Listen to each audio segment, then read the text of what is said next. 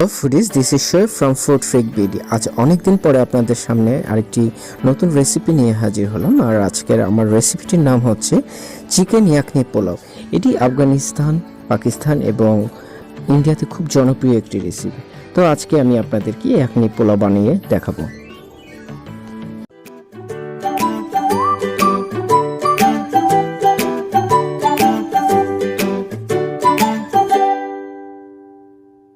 এর মধ্যে আমি 1 কেজি পরিমাণ চিকেন নিয়েছি।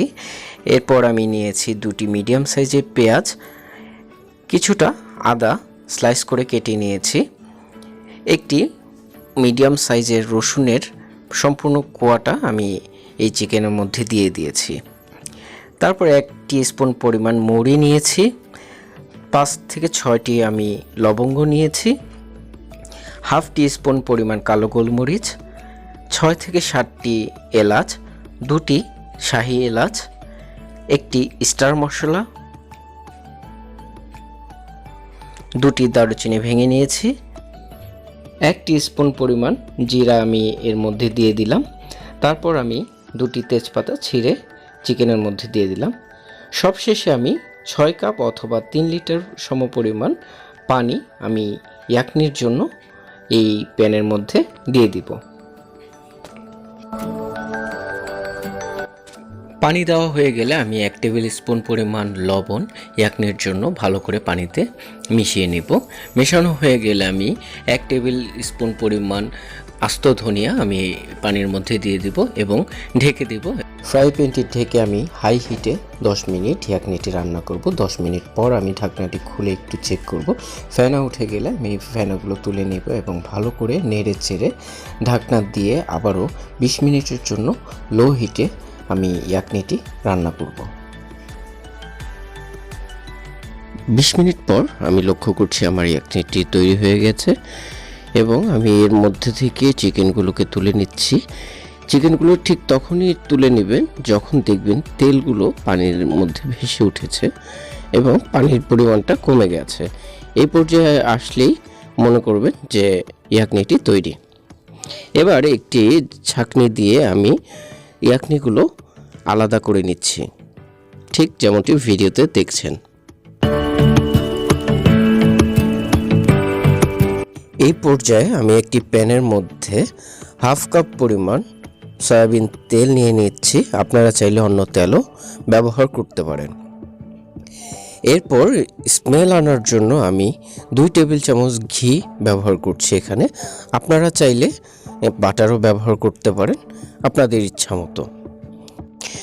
1 কাপ পরিমাণ আমি এখানে পেঁয়াজের কুচি নিয়ে নিয়েছি এবং ভালো করে নাড়তে হবে যতক্ষণ না পর্যন্ত লাইট ব্রাউন কালারটা চলে আসে। এর মধ্যে আমি দিয়ে দিচ্ছি 5 টুকরার মতো এলাচ, 6-7 টুকরার মতো লবঙ্গ, হাফ টিস্পুন পরিমাণ কালো গোলমরিচ, 2টি দারুচিনি, 1 টিস্পুন পরিমাণ শাহি জিরার গুঁড়া নিয়ে নিচ্ছি, 1 টিস্পুন পরিমাণ মৌরি নিয়ে নিচ্ছি এবং একটি তেজপাতা আমি দিয়ে দিচ্ছি। 30 সেকেন্ডের মতো আমি খুব ভালো করে মিশ্রণটিকে মিশিয়ে নিচ্ছি।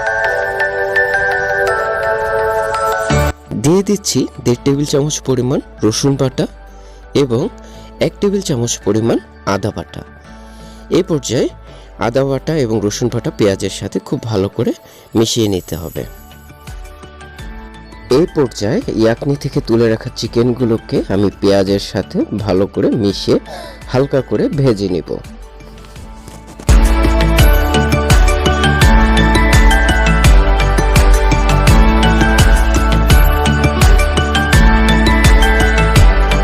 খুব ভালো করে ভেজে নিতে হবে যাতে চিকেনটা গলে না যায়। চিকেনগুলো ভাজা হয়ে গেলে এর মধ্যে আমি 1/4 টিস্পুন পরিমাণ জয়ফল এবং জয়ত্রী দিয়ে দিব। এরপর 4 থেকে 5টি কাঁচামরিচ মাঝখান থেকে ফালি করে এর মধ্যে মিশিয়ে দিব। এই পর্যায়ে আমি হাফ কাপ পরিমাণ টক দই মিশিয়ে দেব এবং টক দইয়ের সাথে আমি আগে থেকেই 1 টেবিল চামচ পরিমাণ চিনি মিশিয়ে রেখেছিলাম। আপনারাও সেমভাবেই করবেন এবং লক্ষ্য রাখবেন চুলার আঁচ যাতে মিডিয়াম হিটে থাকে। এবার আমি আগে থেকে করে রাখা চিকেন স্টক অথবা ইয়াকনিটা চিকেনের মধ্যে ঢেলে দিব এবং এই পর্যায়ে আমি ঢেকে 10 মিনিটের মতো মিডিয়াম হিটে রান্না। 10 মিনিট পর ঢাকনা তুলে আমি একটু চেক করে নেব আমার চিকেনটা কি পর্যায়ে আছে এবং পানি কতটুকু শুকিয়েছে। আমি দেখতে পাচ্ছি আমার চিকেন স্টকটা পারফেক্ট অবস্থায় আছে এবং চাল দেওয়ার জন্য প্রস্তুত। এই পর্যায়ে আমি 1 কেজি পরিমাণ পোলাওর চাল ব্যবহার করব এবং আগে থেকে ধুয়ে রেখেছিলাম এই চালটাই আমি ইউজ করছি। আপনারা চাইলে বাসমতি চাল দিয়েও করতে পারেন, সেটা আরও ভালো হয়। চালগুলো আমি সেট করে নিচ্ছি। এর মধ্যে আমি একটি পোলাও পাতা দিয়ে দিচ্ছি, এটা ভালো একটা স্মেল ছড়ায়। আপনারা বিভিন্ন সুপার মলে এটি পেয়ে যাবেন, চাইলে দিতে পারেন অথবা নাও দিতে পারেন। এবং 20 মিনিটের জন্য আমি ঢেকে রান্না করছি। 20 মিনিট পর ঢাকনা তুলে আমি একটু দেখে নিচ্ছি আমার ইয়াকনি পোলাওটা কি অবস্থায় আছে এখন।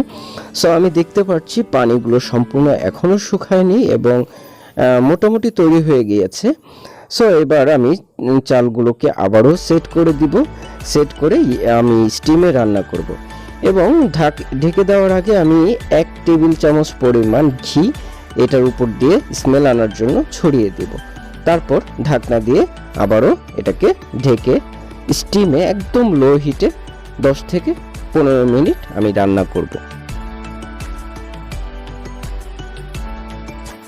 10 থেকে 20 মিনিট পরে আমি আবারও চেক করছি এবং দেখতে পাচ্ছি ইয়াকনি পোলাওটা সম্পূর্ণরূপে তৈরি হয়ে গেছে এবং এই পর্যায়ে আমি এটাকে সার্ভ করতে পারি এবং খুব সুন্দর একটি স্মেল আমি পাচ্ছি। আপনারাও বাসায় ট্রাই করবেন। যদি ভালো লাগে তাহলে আমার চ্যানেলটি অবশ্যই সাবস্ক্রাইব করতে ভুলবেন না এবং ভালো ভালো ভিডিও পেতে আপনি আমাদের চ্যানেলের বেল আইকনটি অন করে রাখতে পারেন।